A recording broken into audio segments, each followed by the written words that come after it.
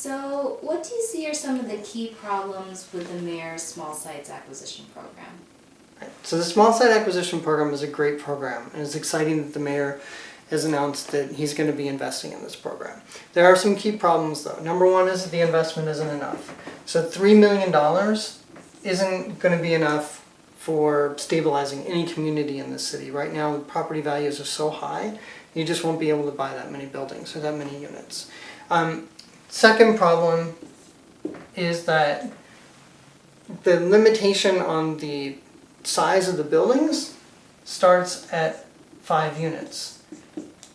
This leaves out a huge range of possibilities of buying tenant-occupied buildings that are in the 2 to 4 unit range. The third problem is that the program disallows purchase of buildings with commercial space on the ground floor. And what this does is it leaves the mom and pop stores that are on our neighborhood serving commercial district and neighborhood serving commercial corridors vulnerable to displacement as property values continue to escalate. The fourth problem is that there's no tie-in to the Section 8 program. And what that means is that for families, households that earn at an income that's at 80% of the area median income or below, which is what this program is targeted towards, that those households qualify or are eligible for Section 8, and that Section 8 income can help to cover the operating costs for these buildings. So these are 4 key issues that this program doesn't address and need to be corrected as the program moves forward. So $3 million is really not very much. In fact, we just got done watching Willie Brown on Bloomberg talking about how little $3 million is. $3 million means almost nothing in terms of addressing the housing issue. Especially when you set the downward limit for this program at 5 units. So a 5-unit building, it's possible to find a 5-unit building for $3 million, but you're basically going to be limited to buying 1 building. So the Housing Authority has what they call Section 8s. And what Section 8 is, it allows the qualifying household, which is at 80% of the area median income or below, it allows them to pay 30% of their income for rent. Why that's important is because that's the government standard for how much you should be paying of your income in order for your housing to be affordable. If you're paying more than that, then you are what's called rent burdened, which means that especially when you're low income, if you're paying more than 30% of your income towards your rent, then it doesn't leave you enough money to cover all of your other expenses, especially if you have kids.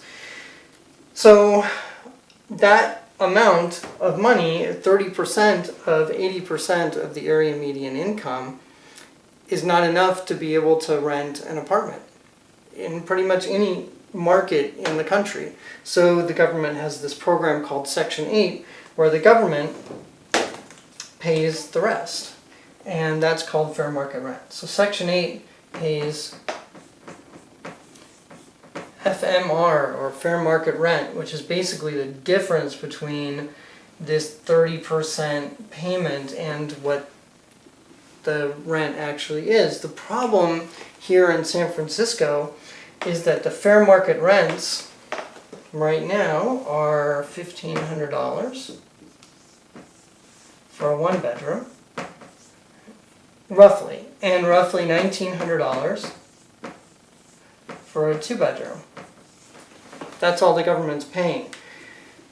If you look on Craigslist or anywhere right now for a 1-bedroom for $1,500 a month, you're going to have a really hard time finding a place. Or a 2-bedroom for $1,900 a month. So the problem is that if I'm the head of a household that has a Section 8 certificate or voucher, and I go out to find an apartment for $1,500 a month for a 1-bedroom or $1,900 a month for a 2-bedroom, I won't be able to find a place. So a lot of the Section 8s that the Housing Authority has here are not being used. They're just sitting there, and Section 8 tenants are being forced out of their homes because landlords want to get them out so that they can move in higher paying tenants. So you have a problem right now with Section 8, and it's one of the reasons why the Housing Authority is having such a hard time. And this is a huge program. Thousands of units, thousands of households that are waiting for homes. So there are two solutions to this. One is that, and this has happened before, is the city can petition to HUD to raise the fair market rents. Well, that does a couple of things. One is it provides a lot of subsidy into basically government-backed tenants or government-supported tenants to paying $3,000 a month for an apartment. So what that does is it helps to fuel the escalation of rents in the city. Not necessarily a good solution. The other thing that it does is it depletes the amount of budgeting that the city has, so less households actually get Section 8s. So one of the beautiful things that this program offers, the small site acquisition and rehab program offers, is for buildings that are renter occupied, that have apartments, to be referral sites for these households that have Section 8s. So if they now can pay $1,500 a month for a 1-bedroom or $1,900 a month for a 2-bedroom, and they know that they're going to have a place to live because the landlord who purchased these properties with this new program are now contracted to prioritize households with Section 8s, then number one benefit is that the fair market rents haven't gone up to $3,000 a month, so the government's saving money.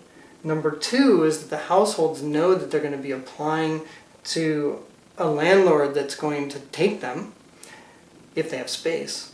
And number three is that these fair market rents are generally high enough to cover the operating expenses for these units. So the landlord who's purchased these buildings through this program knows that they're going to get enough rent.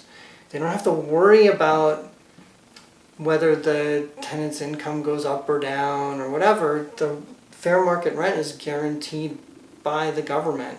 So they get the fair market rent, they'll be able to cover their operating expenses. And that keeps the buildings operating in good condition.